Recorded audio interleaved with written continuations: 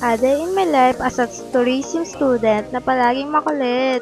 Karong adlaw nga di ay guys, kaya akong ubanan akong inahan, kay mamalit ni Og Sudan sa merkado. Karon rami na malit guys, kay kusog manggod ang ulan maambon nga sa part na to guys. Pinapili nga ako ni mama dito kung ano daw gusto kong gulay. Sabi ko naman siya na lang po yung mamili. Masyadong makulit si mama sa part na to. Nagtatawanan pa kami ng kapatid ko kasi hindi niya alam kung ano pipiliin niya. Pipiliin niya, dumaan nga muna kami malapit sa school para umikot.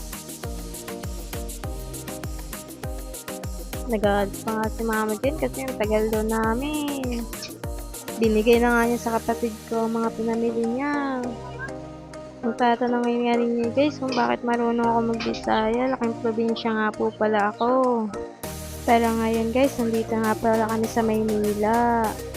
Kasi dito din po nagtatrabaho yung aking mga magulang.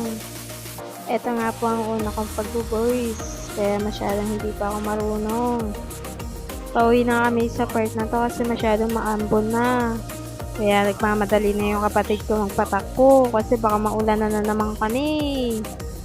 Tawang-tawa pa nga yung mama ko, baka daw maiwan daw kaming dalawa. Buti na lang magaling magmotor yung kapatid ko.